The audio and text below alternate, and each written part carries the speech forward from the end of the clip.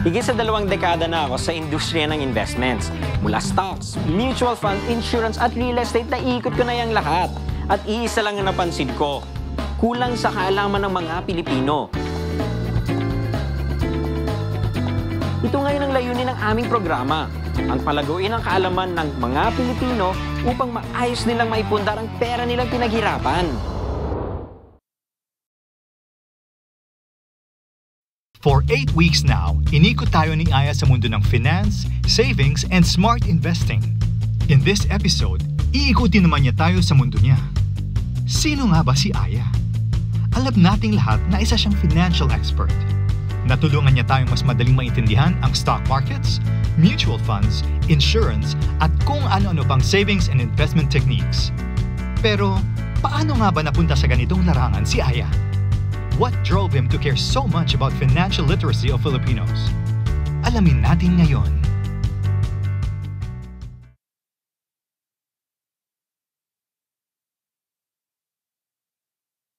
You just want at that age, syempre marami kang gustong bilhin din and nakakaya din nang hingi ka na lang din ng hingi. And syempre, if you ask for money, tatanungin sa'yo, saan mo gagastusin, ano bibilin mo. And nung time na yon, ang uso pa nga mga VHS tapes eh.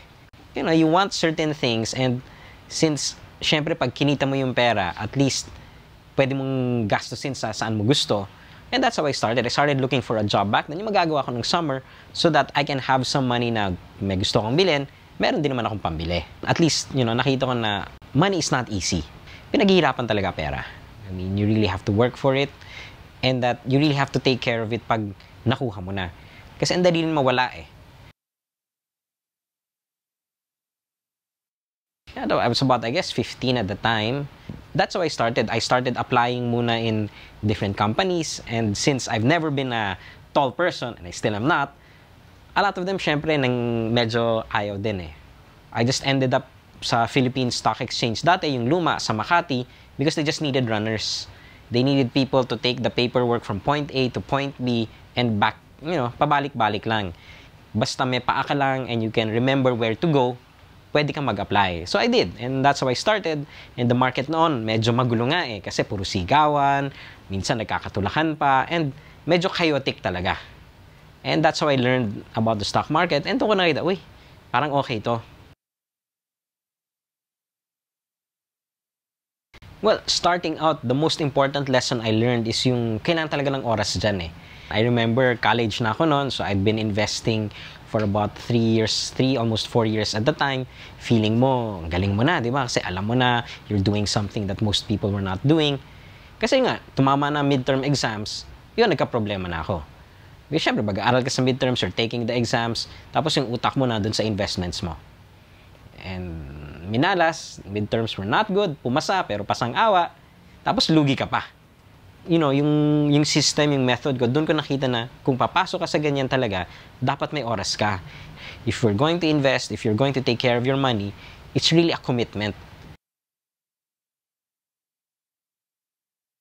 Doon sa trabaho kasi, I pretty much just worked for one company actually for one person from around 1995 when I graduate up until around 2007. Iba-iba yung businesses niya eh. So, I ended up in so many different industries. Ang dami kong naipong mga lisensya. You know, stocks, mutual funds, real estate. Nagkaroon ako ng lisensya doon. And doon ko nakita na talagang there are so many investments. May strength and weakness yung bawat isa. But yet, people really cannot differentiate eh. Most people will only have one license. And syempre, if you only have one license, yun lang ang pwede mong legally i-recommend. My case, I had 3. I saw that it's not one eh. You have to have something in all. Because there is really no one super best investment that will take care of everything. Wala naman talagang ganon. There is just the most suitable investment for a particular situation. Kasi parang nakikita ko this is one thing na kailangan and it's something that I think I can do. Because for most Filipinos, when it comes to money, wala naman talaga silang mapagtanungan eh. Usually, second-hand information, kwento-kwento, chismis-chismis. Tapos based on that, you are supposed to make decisions that will impact your entire life. Or alin doon ang pinakabagay sa'yo? No one can really answer that question. Kasi syempre, if you go to a stockbroker, tulad ko, tanong mo sa akin, Aya, ano ba ang magandang paglagyan ng pera? I'm a stockbroker. Siyempre sasabihin ko stocks. O, sabihin naman nating real estate agent. O, ako din, real estate agent din ako. Sabihin mo sa akin, Aya, saan ba maganda maglagay ng pera? Siyempre sabihin ko, real estate. But they're both good. They both have their strengths and weaknesses. Pero alin talaga dun sa dalawang yon ang bagay sa'yo? So that's pretty much the idea behind the show. I wanted to give people a venue kung saan pwede kayong magtanong na hindi kayo bebentahan. Ang Pilipino kulang talaga sa financial literacy. And again, at the end of the day, kanino ka talaga magtatanong? Sa aming pagbabalik, ituturo ko sa inyo isang simpleng paraan in order for you to determine kung ang isang investment ay bagay sa inyo o hindi. Ito ang tinatawag kong Aya's Investment Diagram or AID, so stay tuned for that. Based on my experience, there are three major pillars when it comes to making the right investment decision.